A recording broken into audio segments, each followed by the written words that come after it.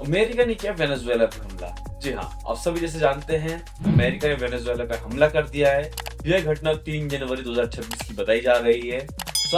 नए साल की शुरुआत हुए कुछ ही दिन हुए और अमेरिका ने ये कांड कर दिया। जैसा कि आप सभी जानते हैं, अमेरिकी राष्ट्रपति डोनाल्ड ट्रंप, जो कि 2025 में अपने आप को वॉर रुकवाने के लिए नोबेल पीस प्राइज चाहते थे, जैसा कि वो दावा करते हैं, उन्होंने इंडिया पाकिस्तान वॉर रुकवाई और रूस यूक्रेन के बीच शांति समझौता करवाया। साल के शुरुआती दिनों में उन्होंने पहला हमला कर ये साबित कर दिया है वह पीस के बिल्कुल भी सपोर्ट में नहीं है। तो आइए जानते हैं आज की इस रिपोर्ट में कि हमला क्यों किया गया और सबसे बड़ा मेन कारण क्या था इसके पीछे। तो आइए इस पर थोड़ी नजर डाल लेते हैं। आज की हमारी रिपोर्ट इसी के बारे में होने वाली है। तो नमस्कार, मैं अमन आप सभी का स्वागत करता हूँ द ट्राइपॉड। सबसे पहला सवाल आप सभी के मन में यही आ रहा होगा कि अमेरिका ने वेनेजुएला पर हमला क्यों किया। अमेरिका ने यह दावा करते हुए कहा कि वेनेजुएला के जो राष्ट्रपति मादुरो हैं वो ड्रग तस्करी और नार्को टेररिज्म में शामिल है।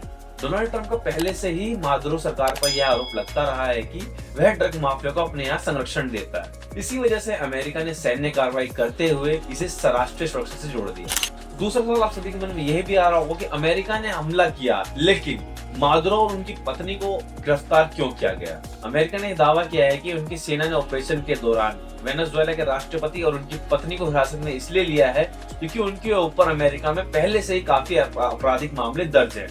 इसी आधार पर उन्हें वेनेजुएला से बाहर ले जाकर अमेरिका में ले जाया गया, जिसपे उनपे आपराधिक मामले की कार्रवाई हो सके। लेकिन कई देश इसे अपहरण भी मान रहे हैं। तीसरी और सबसे मुख्य वजह यह बताई जा रही है कि इस समय का सबसे बड़ा तेल भंडार वेनेजुएला के पास है। जी हाँ, 300 अरब बैरल तेल इस समय वेनेजुएला के पास संग्रह में है। यही सबसे बड़ी वजह मानी जा रही है कि अमेरिका ने वो तेल संग्रह अपने कब्जे में करने के लिए वेनेजुएला पे अटैक किया। अब आप सभी के मन में यह सवाल उठ रहा होगा कि वहाँ कितने लोग मारे गए। हमले के दौरान राजधानी काराकास समेत कई और इलाकों में भारी तबाही का मंजर देखने को मिला। अब तक की रिपोर्ट्स के मुताबिक कई दर्जन लोग मारे गए हैं, जिसमें सेना के लोग और आम लोग शामिल हैं। हमले के चलते बिजली गुल, सड़कें बंद और वहाँ पे आपातकाल जैसी स्थिति हो चुकी है। अब आप सभी के मन में यह सवाल भी आ रहा होगा कि अब उनका नया राष्ट्रपति कौन है। तो रिपोर्ट्स के मुताबिक माने वहाँ के वाइस प्रेसिडेंट डेल्सी रोड्रिगेज को वहाँ का नया राष्ट्रपति बनाया गया है, लेकिन उनका कहना है कि असली राष्ट्रपति मादुरो ही हैं। यानी कि अभी भी वेनेजुएला की सत्ता को लेकर भ्रम और राजनीतिक संकट बना हुआ है। तो ये थी कुछ मुख्य वजहें जो अमेरिका ने वेनेजुएला पे हमला किया और राष्ट्रपति को कब्जे में लिया वेनेजुएला की। आपकी क्या राय है, हमें कमेंट में जरूर बताएं।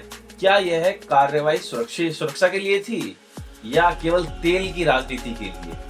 जो भी आपकी राय है हमें कमेंट में जरूर बताएं और हमारे चैनल को सब्सक्राइब करें।